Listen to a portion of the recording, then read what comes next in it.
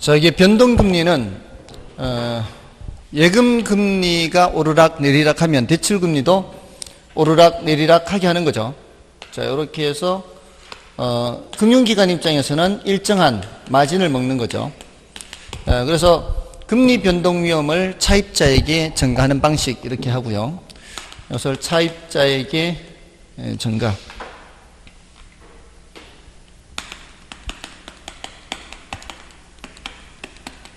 요거는 이제 금리 변동 위험을 대출자가 부담하는 거죠.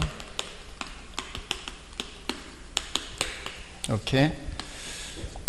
근데 이제 변동금리를 이제 정한다라고 할 때, 변동금리가 대출금리가 되죠. 이거는 기준금리에다가 가산금리를 더하고요.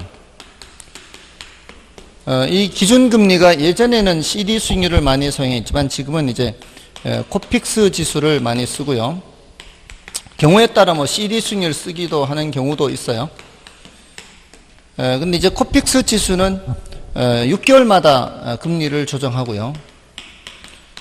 CD 수익률은 이제 91일, 석 달마다 조정을 했죠. 그래서 이 금리 조정 주기라고 합니다. 조정 주기. 조정 주기가 짧을수록 금리 변동 위험을 차입자에게 더 많이 증가하는 거죠.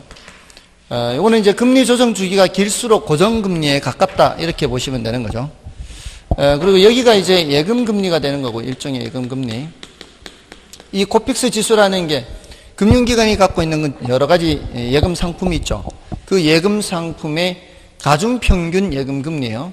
거기에다가 이제 그 사람의 신용 등급에 따른 마진을 붙이죠. 그러면 이제 대출금리가 정해지는 겁니다. 자, 이렇게. 근데 이 변동금리가 치명적인 단점이 바로 채무 불이행 위험이 높죠. 채무 불이행 위험이 높아서 경우에 따라 금리 상승의 상한을 정하기도 합니다. 이 상한을 정하면은 일단 누구한테는 유리해요? 이거는 차입자한테는 유리하죠. 왜냐하면 더 이상 금리가 안 올라가니까. 금리를 더 이상 못 올리는 대신에 금융기관이 어떻게 해요? 처음서부터 마진폭을 조금 높게 하는 거예요. 이렇게 마진폭을 요거보다는 더 높게, 더 높은 상태로 이렇게 운영을 하는 거죠. 그러면 이제 기브 앤 테이크가 되는 거죠. 자, 이런 식으로 해서 금리 변동 위험을 이제 누가 부담하느냐?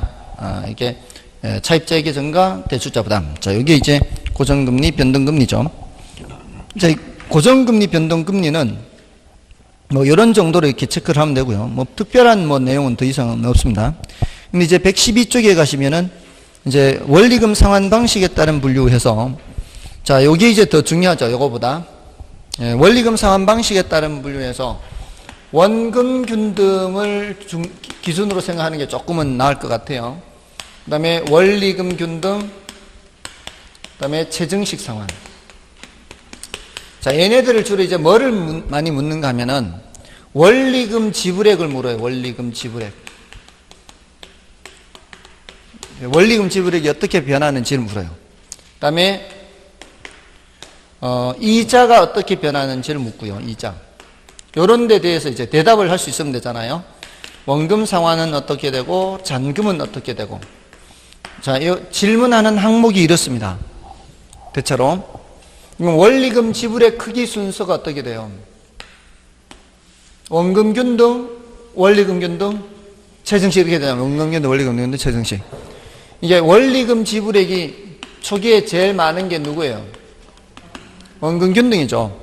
그러니까 제일 많다는 얘기는 빚을 제일 많이 갚아나간다 이런 뜻이죠. 첫 회 이자는 어때요, 얘네들이? 첫 회 이자는 모두 다 똑같단 말이에요. 첫 회 이자는 똑같은데 원금 균등은 제일 많이 갖다 주니까, 원리금 지불액이 제일 많으니까 원금을 제일 많이 갚죠.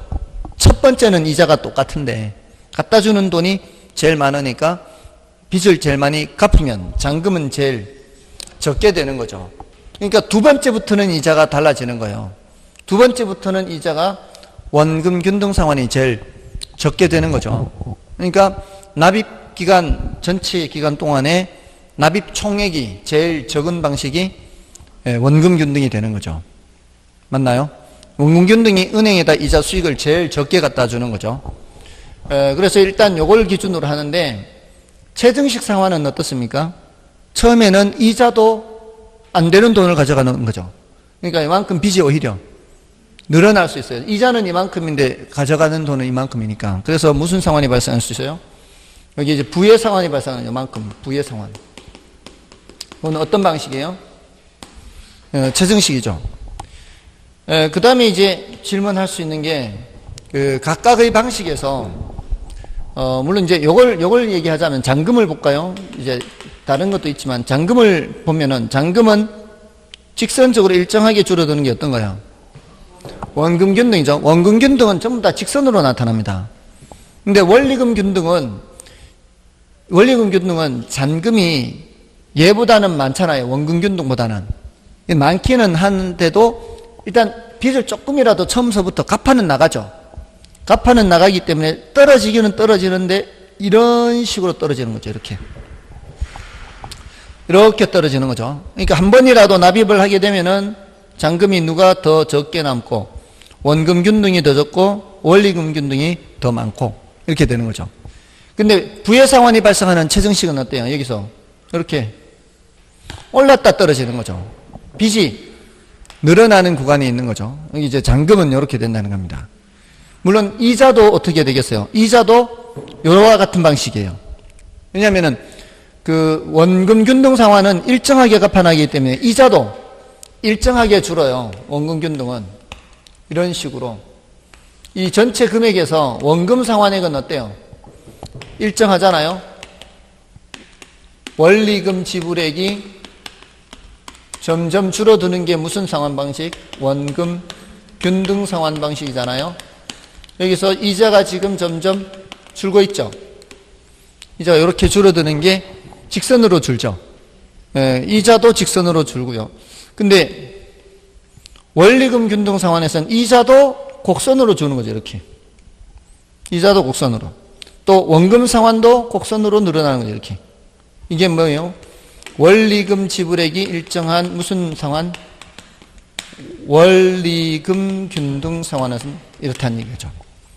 자, 그래서 이걸 어떻게 질문하기도 하는가 하면은, 잔금이 지속적으로 감소하는 건 누구예요? 원금 균등과 원리금 균등이에요. 지속적으로 감소하기만 하지 올라가는 구간이 없잖아요. 근데 최정식은 초기에 올라가는 구간이 있죠. 이런 식으로 구별을 합니다. 그러니까 여기서도 어떻게 해요? 원리금 균등 상환에서 원리금 지불액은 일정하지만 이자는 점점 감소하고 원금 상환액은 점점 증가하죠. 그래서 저당 기간에 약 3분의 2는 되어야 원금의 절반을 갚을 수 있다. 이렇게 얘기를 하죠. 그 다음에 이제 좀 주의를 하실 것은 뭔가 하면은 이거. 우리 교재도 있지만 이제 수평이라고 해서 무조건 원리금 균등하면 안 되고, 여기가 이자가 있으면 조심해야 돼요. 여기가 이자가 일정한 게 이자가 매달 내는 이자가 똑같아요. 이거 뭘 뜻하는 거예요?